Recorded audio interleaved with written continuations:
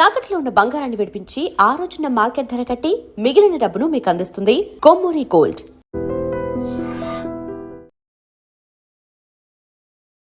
హైదరాబాద్ మల్కాజ్గిరిలోని మారుతినగర్లో ఈ ఉదయం దారుణమైనటువంటి ఘటన జరిగింది. భర్త భార్యను గన్తో పాయింట్ బ్లాంక్లో కాల్చేసి చంపేశాడు. రక్తపు మడుగులో పడిపోయింది. వెంటనే భర్త అరుణ్ అతను పారిపోయాడు. యాక్చువల్గా ఈరోజు ఉదయం 5 నుంచి 6 గంటల ప్రాంతంలో ఉదయాన్నే ఇంటికి వచ్చాడు. ఒక ఫ్రెండ్తో కలిసి అరుణ్ వచ్చాడు. వచ్చిన తర్వాత భర్తతో కావాలని గొడవ పెట్టుకున్నాడు. అతను జేబులో తుపాకీని మెయింటైన్ చేస్తున్నాడు కొన్ని రోజుల నుంచి. తుపాకీ వెంట పెట్టుకుని వచ్చినటువంటి అరుణ్ ఇంట్లో ఉన్నటువంటి భార్యతో ఉదయమే గొడవ పెట్టుకొని పాయింట్ బ్లాంక్లో గన్ని ఇట్లా పెట్టి కాల్ చేసి అక్కడి నుంచి పరారైపోయాడు. అక్కడ చుట్టుపక్కల ఉన్నవాళ్ళు అరుణ్ తల్లి పక్కనే ఉంటారు. వాళ్ళందరూ కూడా శబ్దం విని ఒక్కసారిగా షాక్ అయిపోయి ఏం జరిగిందని వస్తే అప్పటికే అరుణ్ పారిపోతూ ఉన్నాడు.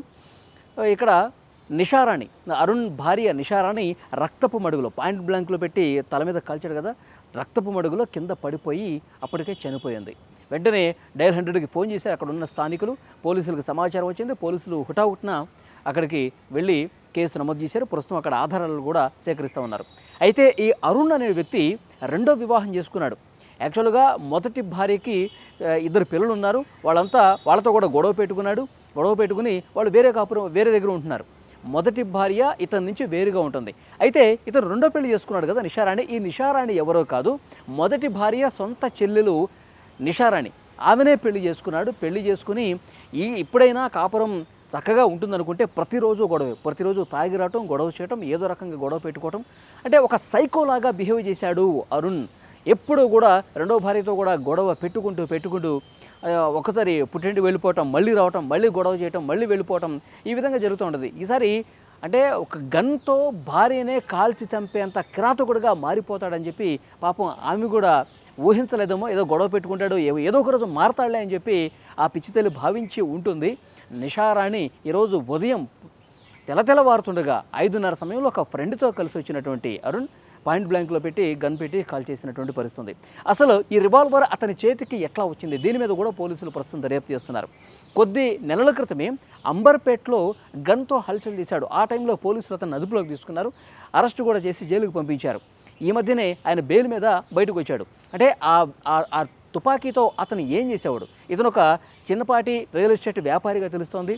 చాలా దందాలు చేస్తున్నట్టు తెలుస్తుంది. చాలామందిని గన్తో బెదిరించి సెటిల్మెంట్లు చేస్తాడని కూడా తెలుస్తోంది.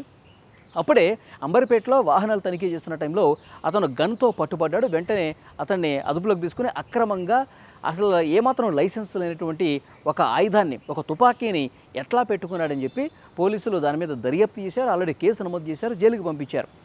ఇప్పుడు ఆ గన్ను లేకపోయేసరికి ఇంకొక గన్నుని పాత బస్తీలో ఉన్నటువంటి కొంతమంది స్నేహితుల ద్వారా ఈ గన్నుని తెప్పించుకున్నట్టుగా తెలుస్తోంది. అంటే భార్య మీద అనుమానం పెంచుకున్నాడు. అక్కడ మనకు వస్తున్నటువంటి ఇన్ఫర్మేషన్ ఏంటంటే భార్య మీద అనుమానం పెంచుకున్నాడు, భార్యతో ఎప్పుడు గొడవ పడతా ఉన్నాడు ఈ విషయాన్ని గురించి. అందుకని తన రివాల్వర్, ఒకవైపు సెటిల్మెంట్లు చేయడానికి ఉపయోగించేటువంటి ఈ రివాల్వర్తోనే భార్యను కూడా పాయింట్ బ్లాంక్లో పెట్టి కాల్చి చంపేసి ఇప్పుడు పారిపోయినట్టుగా తెలుస్తోంది.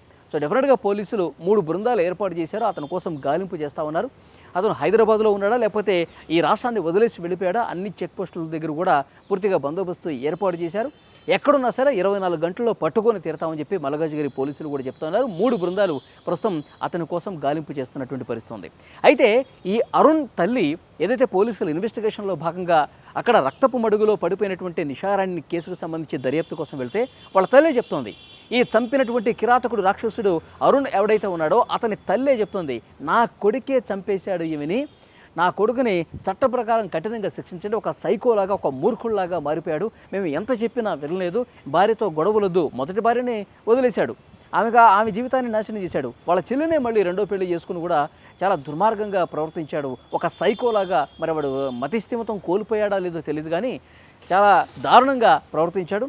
వీడిని కఠినంగా శిక్షించండి, వాడిని ఎక్కడికి పోయినా సరే వాడిని పట్టుకోండి, అరెస్ట్ చేయండి, జైల్లో పెట్టండి, చాలా కఠినంగా శిక్షించండి, నా కొడుకైనా సరే వీడొక ఉన్మాదిలా మారిపోయాడు కాబట్టి అతనికి శిక్ష పడాల్సిందని చెప్పి ఆ తల్లి కూడా మాట్లాడుతుందంటే అరుణ్ అనేటువంటి ఒక దుర్మార్గుడు, ఒక సైకో విధవ ఏ విధంగా తయారయ్యాడో కూడా క్లియర్గా అర్థమవుతుంది.